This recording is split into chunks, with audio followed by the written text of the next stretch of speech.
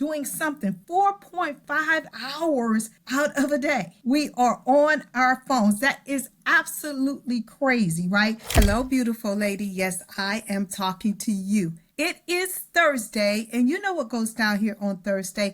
Wife Life with Dr. Gail goes down here on Thursday. So do me a huge favor. Make sure you're hitting the subscribe button and the little bell right next to it so you will know when I go live. We're bringing sexy back. We're bringing sexy back. Let's get it started. Harder, won't you give it up?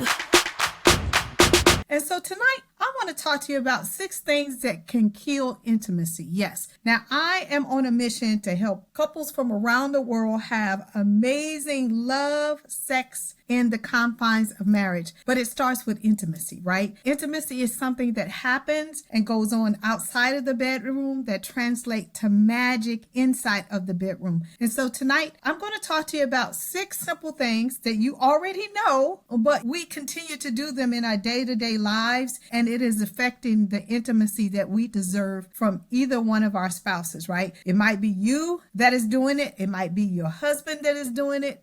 It might be both of you guys are doing it. I just want to make you aware that these things can kill your intimacy. The first thing is busyness. We're so busy and we keep putting more and more and more things on our plate. Our jobs, our kids, our hobbies, our church, our friends, our families. Everything is going on around us. But when have we really stopped and said, you know what? My spouse is the only walking, talking, living being that I cut a covenant with. And when do I really spend quality time with him or her, right? Because our jobs is not the person that we cut a covenant with. Our kids is not the person that we cut a covenant with. Our hobbies, our church, those are not the people that we said we was going to spend the rest of our life with. Our spouses are. And we continue to put them on the back burner and continue to take them for granted because we think, oh, we're married and they're going to be with us and be, around for the rest of my life. So I got time. No, it is your responsibility to carve out quality time with your spouse. Set it as a must do. Okay. Number 2, we play the blame game, right? We want to blame our spouse and point the finger and say, you know what? We haven't done a date night. We haven't watched a movie. We have not went and held hands. We have not had sex because you're too busy. You're always doing this. You're always doing that.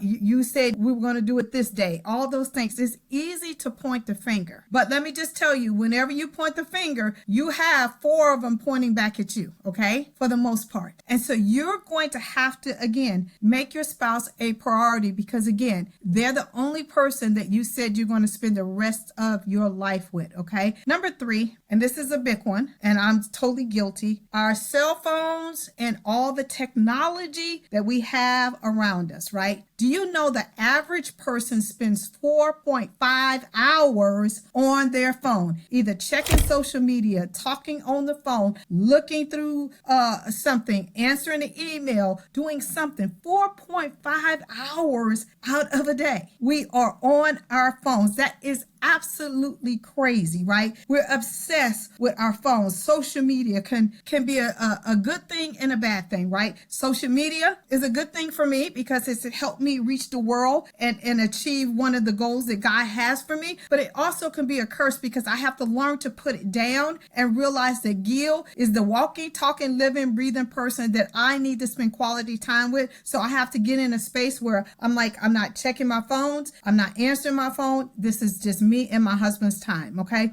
And so you have to get in a space where you cut off all technology, turn off the TV, turn off the phones, turn off the iPads, whatever you have going on when it comes to technology, unplug and give your spouse some quality time, okay? It could be just sitting down, having a cup of coffee, having a glass of tea, just, reminiscing, going for a walk, whatever that looks like for you, but unplug from technology, okay? Number 4, stress and anxiety can be a killer, right? You know, for men, stress can make men want to engage in sex more. For women, stress and anxiety can make us withhold sex, right? So we're on the two opposite ends of the spectrum, because most of the time when men are stressed, they need to unload and they need to be close to you and those kind of things. For women, it's all mental. So we pull back. We're trying to figure it out. We're trying to make things work. We're trying to make the puzzle pieces fit. And so we can't turn off our mind in order to be able to be intimate outside of the bedroom or even inside of the bedroom. So this becomes something that can be something that is very difficult for couples to navigate, because if you're in a high stress situation and your husband's in a high stress situation and he's wanting to engage and you're withholding because you got to get in a good headspace, then that you don't meet nowhere in the middle, and it becomes a sexless marriage. It becomes where this is blaring in your face, and it makes you guys not be on the same page. So just be very careful about your stress and your anxiety and how you handle that, okay?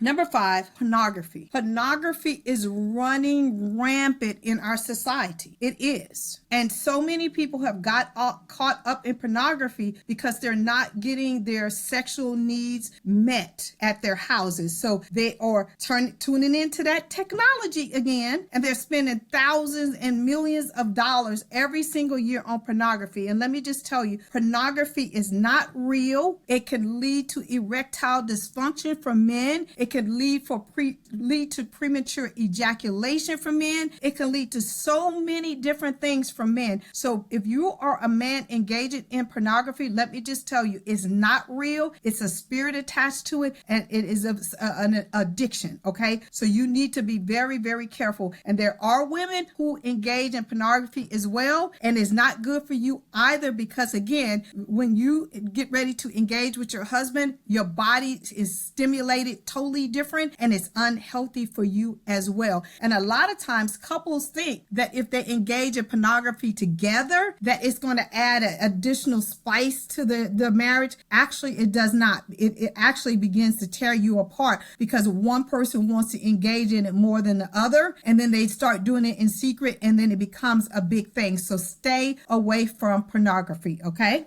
And number 6, you have mismatched sex drives, right? One person might have a very high sex drive and the other one might have a very low sex drive, and you guys can't meet in the middle. But you need to have a conversation with your spouse and tell them if you're struggling with your libido. For women, it's a lot of a hormonal thing. For men, it could be some other precursors to that. You could have some blockages. You can have, some prostate cancers and stuff going on. If you do not get those hormones and figure out why your libido is so low, if you're just overstressed or whatever like that, but you need to talk to your healthcare provider to find out what is going on if your sex drive is just really, really low and you're not wanting to engage, okay? I love you guys to pieces. I am here every single Thursday at 8:30 p.m. Eastern Standard Time. But before I go, if you would like this video or any of my videos on my channel sent to someone that you think should listen to this, but you don't want to be the one to send it to them, do me a favor, click the link below, and one of my team members will be happy to send